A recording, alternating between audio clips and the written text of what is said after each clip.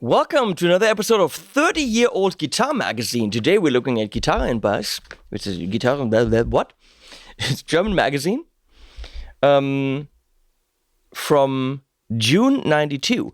We looked at May 91 in the first episode of looking at old guitar magazines, and the price has risen to 7 Deutschmarks instead of the 650 that it was previously. So let's see what's in here and what Yngwie Malmsteen interview, what the world of guitar was like back in the day. We got whatever that is, might be a Kramer, I don't know. There's a Groove Tube switchable tube preamp for guitar. Groove Tubes 3, I don't think that's around. We got interviews with Yngwie Malmsteen and Dan Huff. 40 years of the Les Paul, which is now 70 years of the Les Paul. Holy shit, this thing is old. Mr. Biggs, To Be With You, is in here for a lesson. Charvel, Heritage Bass, Great Combo, Houston Kettner, a Tax preamp. Wow, you're in for a treat. We have an Ibanez Firma ad. These were ridiculously expensive. Later on, Ibanez did them as in luthite or like some kind of, plasticky resin wood composite. And I actually had one of these. But these were made from wood and they were ridiculously expensive. I love the shape. They should really bring these back. Didn't they just bring them back a couple years ago at NAMM? I think so. These were the shit and nobody bought them. Here's Dieter Rösberg again when he was not old and drinking wine and doing wine and guitar in Italy or something like that, which he is now doing. He's not the boss anymore. Good guy, though. Don't even know what that is. We got Dan Huff, studio guitar player, produced Megadeth at some point. Was that when? No. That came later.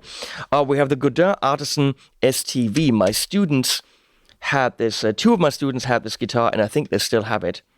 Back in the day when I had students. Here's a 19-inch rack attacks from Houston Kettner. There was a lot of 19-inch rack things. We have a pretty ugly Heritage 5-string bass here. I don't think they make basses anymore. Do you, Heritage? I don't think. And Mr. Arroganti, Yngwie Malmsteen. So what do we have here? I don't even know what that is. IP bass with something. And we have letters to the editors. Wharfdale. They look like PA speakers from Adam Hall. Yes, Adam Hall was around back then. We have an egg cutter there. There was an ad for acoustic guitars. Look at that. We have the famous egg cutters. I don't know how many people get that joke, but okay. And of course, we're back to black and white because that was cheaper to do. The IP Mega Switch, what does it do?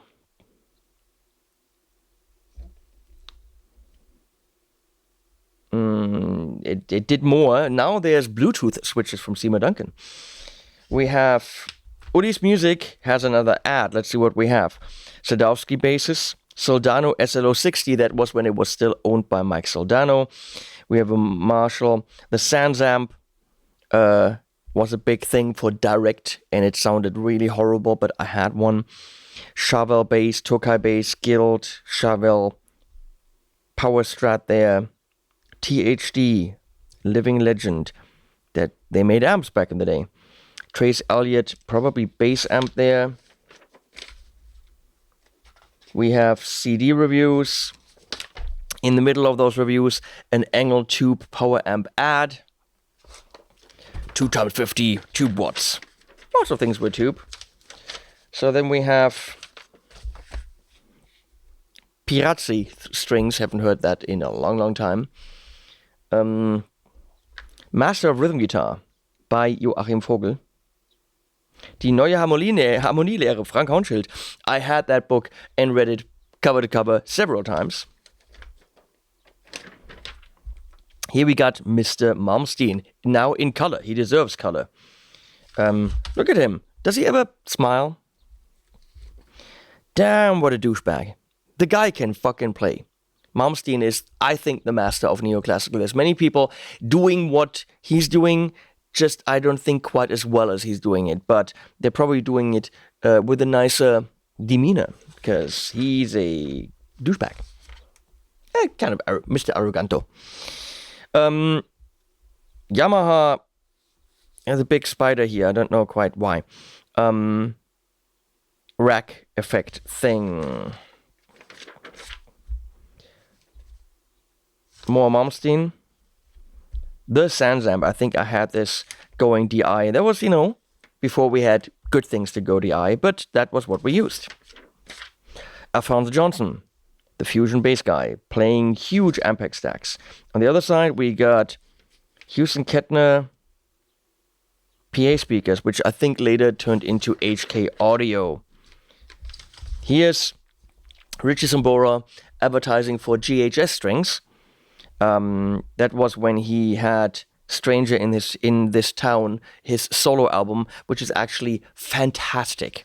Yeah, later, or probably back then, Alcohol, Orianthe, Cher, all these things, and quitting Bon Jovi or being kicked out or whatever. But that is a kick-ass album. Great vocalist, great songwriting, and yeah. Listen, Alphonse Johnson. We got Paul Gilbert advertising Dimasio Tone Zone. The only choice. The only choice.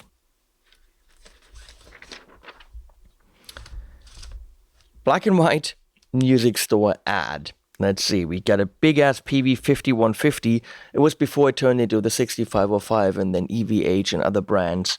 That was when Eddie did the PV thing. Evergreens, the Fender US Strat and the Gibson Les Paul Standard. Don't miss it. Wow. This ad is so horrible because it's so dark. We have Yari Alvarez guitars, Yamaha FX500. There's a tiny little block, just text.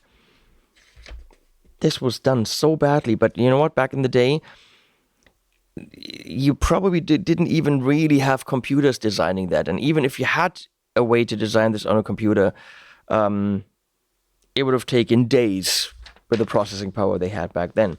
This is a guy and a lady. He's playing a Les Paul. I don't know what his name is. Probably man with a Les Paul.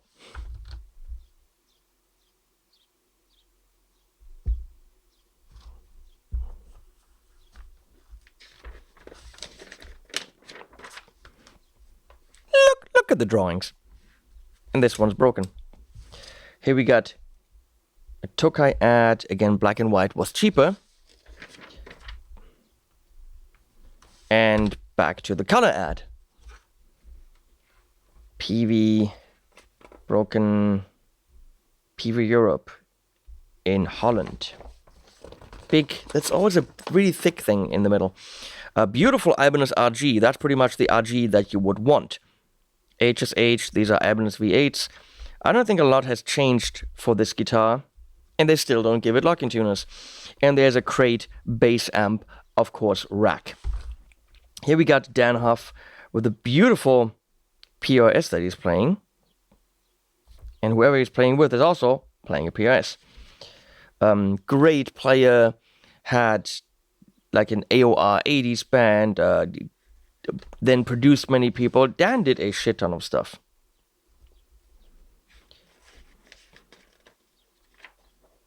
Oh, Starfield. Starfield was an Ibanez offshoot. Yep. Distributed by a company that was an offshoot of Meinl. And here's a list of stores. They used to have that. Nowadays, again, you just go on the internet and look for where can I get this. But I actually have a Starfield upstairs, not the America line, but at some point we're gonna look at that guitar. More Dan Huff. Here we got an ad for Marshall. Rockin' the World. 30 years of Rockin' the World. Now it's 60 years of Rockin' the World as time goes by. Big tube amps. There's a the eye out in the back. I'm afraid of that. Don't know which ones these are. Probably 30th anniversary.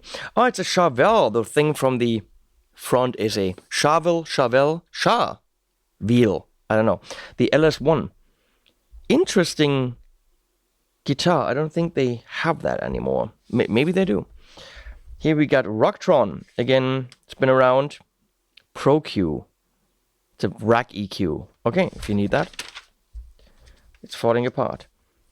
Brand new classics by SWR bass amps. I looked at going to school here for quite a while. The Munich Guitar Institute. Oh, and here's the Godin Artisan STV. Why are the pictures so small?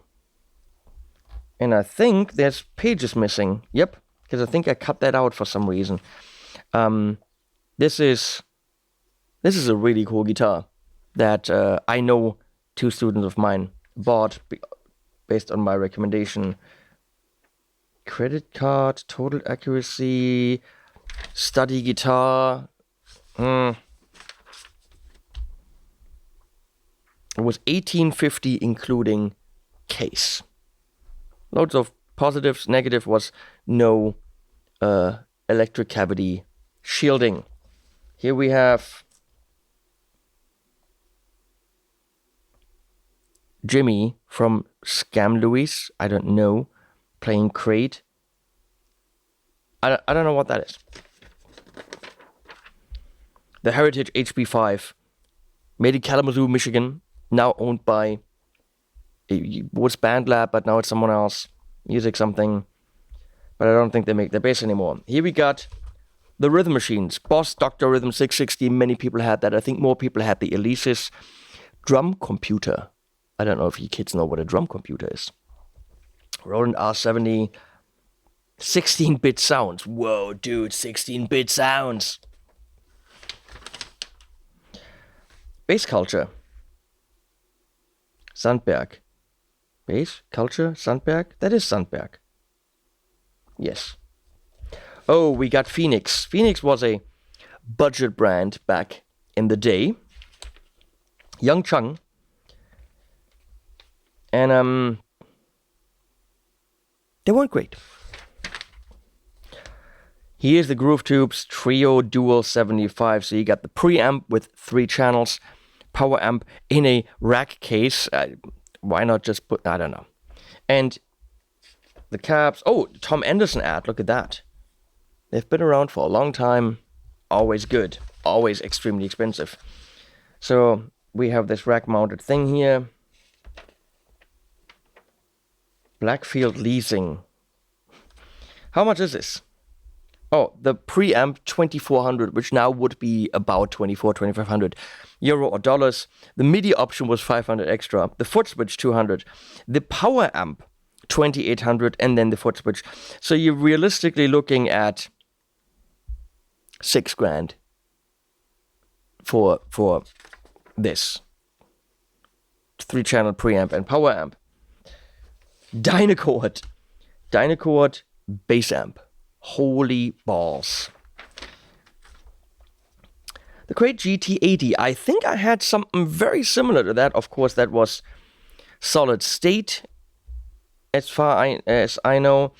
I definitely played something like that, but I think with 2 10s and a little bit in a wide front plate.